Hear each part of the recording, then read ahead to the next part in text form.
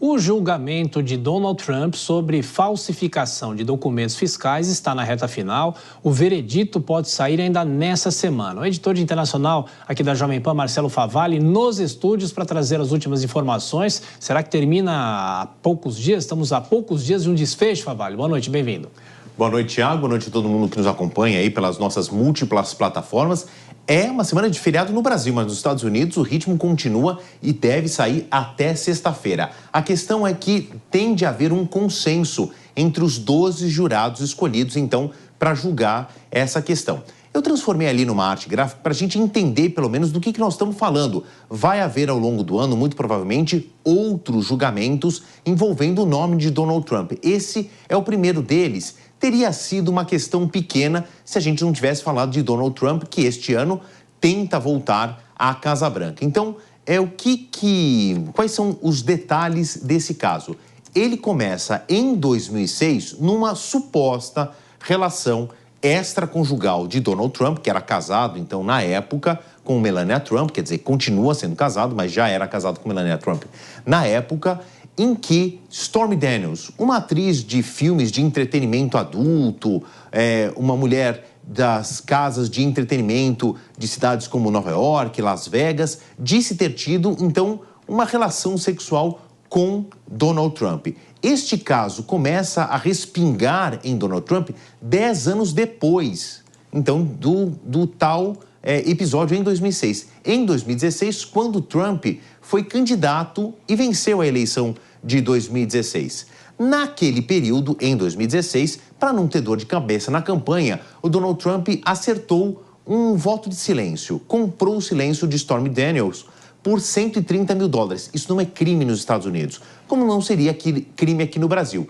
Quem intermediou essa negociação foi o então advogado dele na época, Michael Cohen. Qual é a questão então em julgamento no Tribunal de Nova York? Donald Trump não deixou isso claro na declaração de imposto de renda, seja ele de pessoa física ou da Trump Organization, ele como pessoa jurídica. E isso, para o estado de Nova York, é um crime. Foi agravado de acordo com uma decisão dos jurados, como funciona o sistema jurídico dos Estados Unidos. Então, o jurado entendeu que isso é um crime e não uma contravenção. Foi uma falha de maior agressão à Constituição e não menor. Por quê? Porque o corpo de jurados, então, também entendeu que em 2016 o público deveria ter sabido dessa transação, dessa compra de silêncio, porque se tratava de um fato relevante para a campanha de Donald Trump, então, em 2016.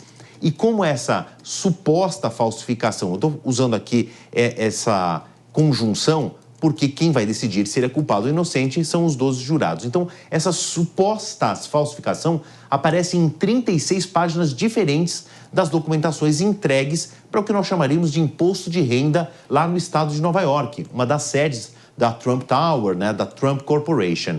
Como se repetiu 36 vezes, o tribunal entendeu que foram 36 crimes diferentes. Estão sendo julgados agora todos no mesmo instante. A gente vai entender de acordo com a decisão dos jurados. Ele pode ser preso, na risca da lei, 4 anos de prisão. Mas muito provavelmente isso não vai acontecer. É muito pouco provável que essa agressão leve à prisão. Muito mais provavelmente ali um puxão de orelha do juiz e um pagamento de multa. Agora, o que chamou a atenção nessa fase final, quando o tribunal disse, já ouvimos a defesa, já ouvimos a acusação, estamos nas deliberações finais e os jurados reunidos para chegar num consenso, nessa terça-feira, então, o tribunal disse que está na fase final, outros personagens apareceram e roubaram a cena. Houve ali quase que uma tropa de elite em defesa do pai. O que eu estou falando? Então, o Donald Trump Jr., que é o primeiro filho, né, o primogênito do Donald Trump, esteve presente na porta do tribunal e disse o seguinte: vocês nem estão vendo o que está acontecendo no Partido Democrata. Os rivais, então, dos republicanos, de Trump é republicano. Eles querem o poder a qualquer custo, deixando a entender que esta acusação e este julgamento tem um caráter político. Em seguida, falou o irmão do Trump Jr., que é o Eric Trump. Eu vejo o homem mais durão que existe, claro, se referindo ao pai, e ele nunca fez nada de errado. Uma defesa clara aí dos filhos ao magnata e pré-candidato à Casa Branca. Agora, o mais surpreendente foi esse aparecimento de Robert De Niro, que mora ali perto do tribunal, estava passando e quis se pronunciar. Ele que é um público e notório democrata, já tem trabalhado aí na tentativa de reeleger o presidente Joe Biden, falou o seguinte: um palhaço, se referindo ao Donald Trump. Essa cidade é bastante acolhedora, tem espaço para palhaços que estão nas ruas, mas não para uma pessoa que pode vir ser presidente dos Estados Unidos. Tiago Berrais. É isso, meu caro Marcelo Favaro. Então, a semana decisiva nessa discussão. Você volta na programação da Jovem Pan. Bom trabalho para você.